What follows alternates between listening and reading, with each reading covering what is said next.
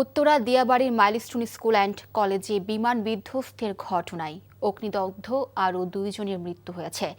সকালে জাতীয় বার্ন ও plastic surgery ইনস্টিটিউটে চিকিৎসাধীন অবস্থায় তাদের মৃত্যু হয়। এ নিয়ে মাইলস্টোন দুর্ঘটনায় মৃত্যুর সংখ্যা দাঁড়ালো 35 জনে। আজ সকাল 9টা 10 মিনিটে জাতীয় বার্ন ইনস্টিটিউটে চিকিৎসাধীন অবস্থায় মারা যায় মাইলস্টোন স্কুলের 7ম শ্রেণীর ছাত্র জারিফ ফারহান। ইনস্টিটিউটের আবাসিক সার্জন শাওন বিন রহমান জানিয়েছেন, জারিফের শ্বাসনালী সহ শরীরের 40% দগ্ধ হয়েছিল জারিফের। তাকে রাখা হয়েছিল লাইফ সাপোর্টে। এর কিছুক্ষণ পর সকাল 10টা 15 মিনিটে চিকিৎসাধীন অবস্থায় মৃত্যু হয় মাসুমা নামের অগ্নিদগ্ধ আরও একজনের মৃত্যু হয় জাতীয় বার্ন ইনস্টিটিউটে। বিমান দুর্ঘটনায় তার শরীরের 90% পুড়ে যায়। হাসপাতাল কর্তৃপক্ষ জানায়, জাতীয় বার্ন ইনস্টিটিউটে ভর্তি আছেন মোট 39 জন। তাদের মধ্যে 4 জন আইসিইউতে ক্রিটিক্যাল অবস্থায় আছে। এছাড়া শহীদ মনসুর আলী মেডিকেল কলেজ হাসপাতাল, ঢাকা মেডিকেল কলেজ হাসপাতাল এবং জাতীয় মানসিক স্বাস্থ্য ইনস্টিটিউটে কয়েকজন ভর্তি আছেন। বান্ডেল থাকলে প্রতি সেনমানিতে টাকা বাঁচবে। বিকাশ সেনমানি বান্ডেল কিনে জিতুন প্রতি লেনদেনে।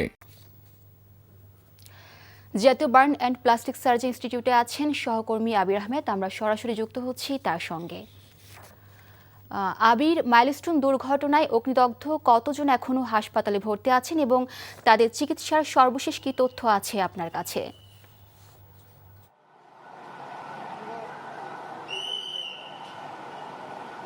সকালে 7ম শ্রেণীর 13 বছর বয়সী জারিফ নামের এক শিক্ষার্থী কিন্তু তার মৃত্যু হয়।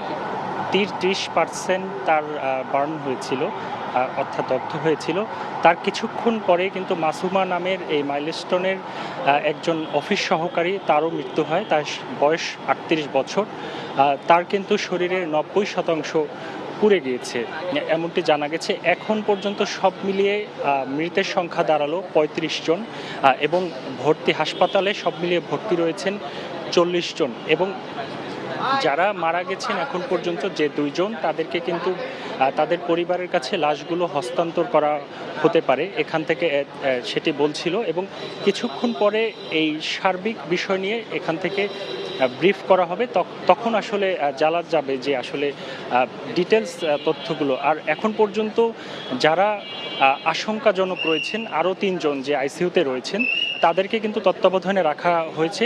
হাসপাতাল কর্তৃপক্ষ যেটা বলছে যে তাদের অবস্থাও খুব একটি ভালো নয়, অর্থাৎ তারা মুক্ত নয়। এবং যে 10 জন তার থেকে একটু ভালো অবস্থানে রয়েছেন, তারা কিছুটা ভালো অবস্থানে রয়েছেন। এবং বাহিরে থেকে যে চিকিৎসক আনা হয়েছে, তারা কিন্তু সার্বিক তত্ত্বাবধানে দেশের চিকিৎসকদের সাথে তারা কাজ করছেন, যাতে স্বাভাবিক জীবনে তারা যাতে ফিরে আসে। তবে যারা আশঙ্কাজনক অবস্থায় আছেন, তাদের অবস্থা কি হবে সেটি এখন পর্যন্ত জানা যায়নি। কিছুক্ষণ পর ব্রিফ হলে হয়তো বিস্তারিত জানা যাবে। মিলি, বান্ডেল থাকলে প্রতি সেনমানিতে টাকা বাঁচবে। বিকাশ সেনমানি বান্ডেল কিনে জিতুন প্রতি লেনদেনে।